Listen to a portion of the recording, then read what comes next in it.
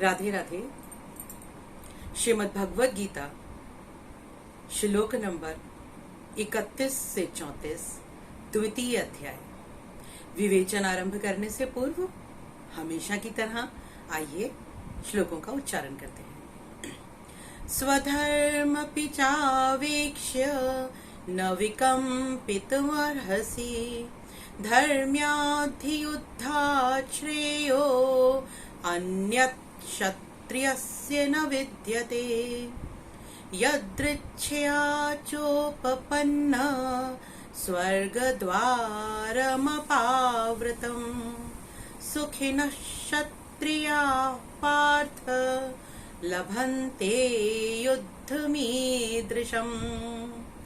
अथ चेत्तत्त्वमिमं धर्म्यं संग्राम न करिष्यसि, ततः स्वधर्मकीर्ति च हित्वा पापमवाप्स्यसि। अकीर्तिं चापि भूतानि कथयिष्यन्ति ते व्ययाम्, सम्भावितस्य चाकीर्तिर्मरणादितिरिच्यते। भगवान श्री कृष्ण अर्जुन को हर तरह से समझा रहे हैं कि इस जीवन में कुछ भी शोक करने के लायक नहीं है। तो साम दाम दंड भेद किसी भी तरह से अर्जुन समझे तो हर उस तरीके को भगवान कृष्ण अपना रहे हैं। लेकिन अर्जुन भी बिल्कुल उसी तरह जिद पर अड़ा है जैसे आप और हम। इतने मोह में ग्रसित हैं कि अपना भला हमें किसी तरह दिखाई नहीं देता। तो अर्जुन को भी समझ नहीं आ रहा, क्या कह रहे हो केशव, कैसी बातें करते हो। आत्मा, ये आत्मा मुझे समझ नहीं आती। तुम कहते हो ये नष्ट नहीं होता, ये जलता नहीं, इसे गला नहीं सकते, इस आत्मा को कोई छेद नहीं सकता, इस आत्मा को कोई वध नहीं कर सकता। केशव, मुझे कुछ समझ नहीं आता, क्योंकि मैं तो स्वजनों के प्रेम में, मोह में बिल्कुल ही अंधा हूं। मुझे तो सिर्फ ये समझ में आता है कि अगर मैंने ये युद्ध किया तो मेरा बड़ा अपयश होगा, क्योंकि अपने लोगों को मारकर, जैसा कि प्रथम अध्याय में अर्जुन ने कहा है कि केशव, अपने लोगों को मारकर, अपने स्वजनों को मारकर अपयश ही तो मिलेगा। लोग मेरी हंसी उड़ाएंगे, हमारा कुल नष्ट हो जाएगा। और केशव, कुल नष्ट हो गया तो कुल का धर्म नष्ट हो जाएगा, बड़ी अपकीर्ति होगी मेरी। हे केशव, मैं ये युद्ध नहीं कर सकता। विचार करके देखिए, हम भी संपूर्ण जीवन इस लौकिक यश और अपयश में निकाल देते हैं। अगर अच्छी कोठी नहीं बनाई तो पड़ोसियों के सामने क्या मेरा वर्चस्व रह जाएगा। मेरे मित्रों ने बड़ी कार ले ली है, क्या कहेंगे मेरे मित्र कि मैं अभी भी स्कूटर पर घूमता हूं। मेरे बच्चे तो बड़े बड़े विदेशों के स्कूल में नहीं पढ़ते और मेरे मित्र के बच्चे विदेशों में जाते हैं। इससे तो मेरा नाम बड़ा खराब होगा। इसी लौकिक कीर्ति और अपकीर्ति में हम फंसे रह जाते हैं, और यही बता रहे हैं यहाँ भगवान कृष्ण अर्जुन के माध्यम से। तो जब भगवान कृष्ण ने आत्मा के विषय में सब कुछ बता दिया, अंत में कहा कि हे अर्जुन, तुम क्यों नहीं समझते, ये आत्मा ही है जो नित्य है। मरता तो ये शरीर है ना, संबंध तो इस शरीर से है ना, और शरीर नष्ट हो जाता है। तो जो नष्ट हो जाता है उसके लिए शोक क्या करना। पर अर्जुन को समझ नहीं आ रहा। जब केशव ने देखा कि ये बिल्कुल जड़मती हो गया है और इसे मेरी बात थोड़ी हाई लेवल की है, वो समझ में नहीं आ रही, तो थोड़ा सा लेवल नीचे करता हूं। कभी कभी किसी जिद्दी बच्चे को समझाने के लिए उसी के स्तर पर उतरना पड़ता है, तब उसे बात समझ में आती है। जैसे आपने घर परिवारों में देखा होगा, जो छोटे बच्चे होते हैं, जब वो कहना नहीं मानते हैं तो माता पिता उन्हीं के अनुसार तोतली भाषा में बात करते हैं और उन्हें समझाने का प्रयास करते हैं। तो केशव अर्जुन के साथ उसके स्तर पे उतर के बात कर रहे हैं। कहते हैं कि हे अर्जुन, अगर तुझे सिर्फ ये लौकिक संबंध ही समझ में आते हैं, तुझे ये शरीर ही समझ में आता है, ये पंचभूत से बनी हुई देह के नाते रिश्ते ही समझ में आते हैं, तो सुन। मनुष्य को अपने कर्म के अनुसार वेदों में मैंने 4 वर्णों में बांटा है,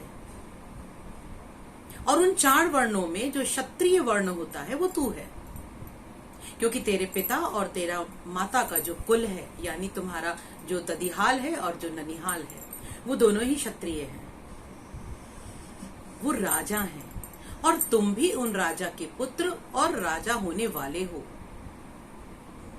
तुम क्षत्रिय हो, और क्षत्रिय कौन होता है?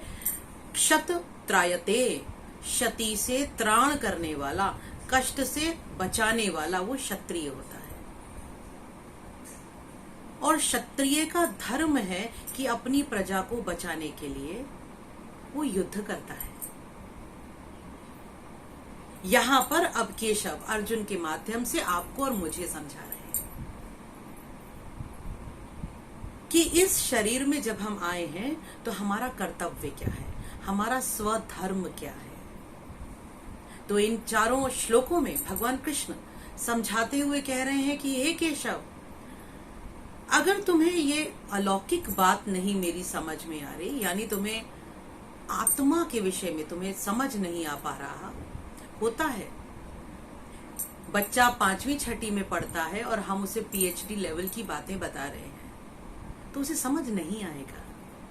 सब जानते हैं भगवान कृष्ण। तो कृष्ण कहते हैं कि फिर ठीक है अर्जुन, तुम अपने स्तर से समझो, तुम क्षत्रिय हो तो स्वधर्म अपि चावेक्षम, अपने धर्म को समझते हुए भी तुम्हें इस तरह से कायरपन शोभा नहीं देता, इस तरह से शस्त्र छोड़ देना तुम्हें शोभा नहीं देता, क्योंकि युद्ध तो क्षत्रिय का गहना है।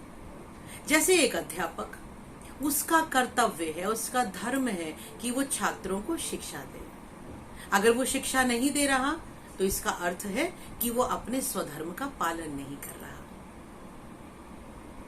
शायद अभी आप लोगों ने फेसबुक के माध्यम से देखा होगा कि बिहार में एक अध्यापक ने अपनी लगभग 23 लाख रुपए की जो सैलरी थी वो लौटा दी, क्योंकि उनका ये कहना था कि पिछले 3 सालों में मैंने एक भी छात्र को पढ़ाया नहीं है, तो फिर ये जो सैलरी है, ये सैलरी लेना मेरा अधिकार नहीं है, और उन्होंने अपनी सैलरी को लौटा दिया। अब लौकिक बुद्धि से इसे कोई कुछ भी कह सकता है, लेकिन जब हम भगवान श्री कृष्ण के परिप्रेक्ष्य में देखेंगे, भगवान कृष्ण का को सामने रखते हुए देखेंगे, तब समझ में आता है कि असल में तो उसी टीचर ने श्रीमद् भगवद गीता को समझा, क्योंकि अपना कर्तव्य का पालन नहीं किया है।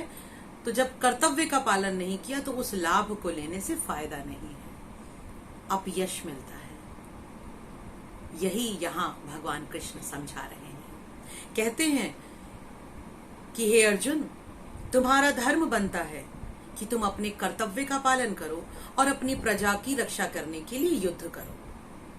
और इस तरह का जो युद्ध है, इस तरह का युद्ध मतलब धर्म और अधर्म के बीच में जो युद्ध हो रहा है, जो धर्म की रक्षा के लिए जो युद्ध हो रहा है, ऐसा युद्ध जो जिस क्षत्रिय को मिलता है, उस क्षत्रिय के लिए साक्षात स्वर्ग के द्वार खुल जाते हैं।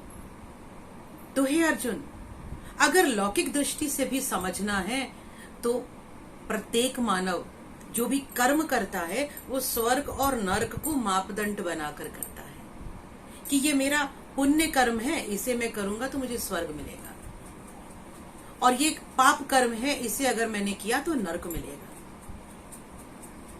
तो केशव कहते हैं कि हे अर्जुन, अगर स्वर्ग और नरक की धारणा तुम्हें अपनी बुद्धि के अनुसार समझनी है, यहां ध्यान देने योग्य बात है कि भगवान कृष्ण स्वर्ग के बारे में नहीं कह रहे। उन्होंने नहीं कहा है कि स्वर्ग कुछ अलग जगह है, कोई 7 आसमानों के ऊपर कोई एक ऐसे स्थान है जहां पर आप पहुंचेंगे। नहीं, भगवान कृष्ण स्पष्ट कह रहे हैं। ये शब्दों के पीछे के अर्थ हैं जो हमें समझने हैं। तो भगवान कृष्ण ने स्पष्ट कहा कि ये अर्जुन, अगर तुम अपने मापदंडों के अनुसार समझना चाहते हो तो तुम्हारे लिए साक्षात स्वर्ग के द्वार खुल रहे हैं। क्योंकि जो धर्म के लिए खड़ा हो जाता है, जो सत्य और असत्य के बीच की दुविधा को भांपते हुए सत्य के पक्ष में खड़ा हो जाता है, उसको स्वर्ग प्राप्त होता है। और इस तरह का युद्ध प्रत्येक सच्चा क्षत्रिय चाहता है। तो हे अर्जुन, तुम मानो कि ये युद्ध तुम्हें इसीलिए मिला है कि तुम यहां लड़ो और स्वर्ग प्राप्त करो। अगर तुम इस युद्ध में लड़ते हो तो तुम्हें कीर्ति प्राप्त होगी। स्पष्ट निर्देश दे रहे हैं भगवान कृष्ण यहां पर कि जो अपने कर्तव्य का पालन करता है। कर्तव्य कौन सा?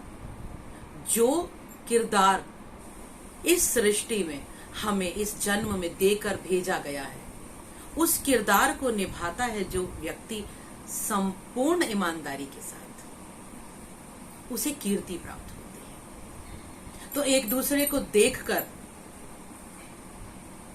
यश और अपयश की बात नहीं करनी है, स्वधर्म का पालन करना है, अपने कर्तव्य का पालन करना है। जैसे एक बच्चे का कर्तव्य है अपने माता पिता का सम्मान करना, एक पति का कर्तव्य है अपने परिवार और अपनी पत्नी को सम्मान देना, उनकी सुरक्षा करना, उनके उज्जवल भविष्य के लिए कार्य करना। तो इस तरह से अपने कर्तव्य का जो पालन करता है उसे कीर्ति प्राप्त होती है।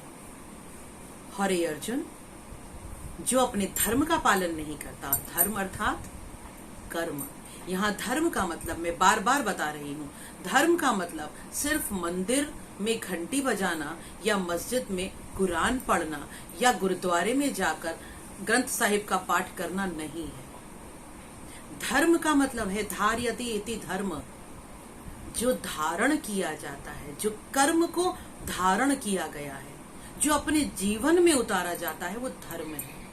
जो हमारे आचार विचार संस्कार से स्पष्ट दृष्टिगोचर होता है, वो धर्म है। तो हे अर्जुन, जो अपने धर्म का पालन नहीं करता उसका अपयश होता है और जन्मों तक संसार के लोग उसका अपयश करते हैं। तो हे अर्जुन, उठो, गांडीव उठाओ, युद्ध के लिए तत्पर हो जाओ, क्योंकि कीर्ति और स्वर्ग तुम्हारा इंतजार कर रहे हैं। तो आज इतना ही। ओम तत्सत। ओम तत्सत।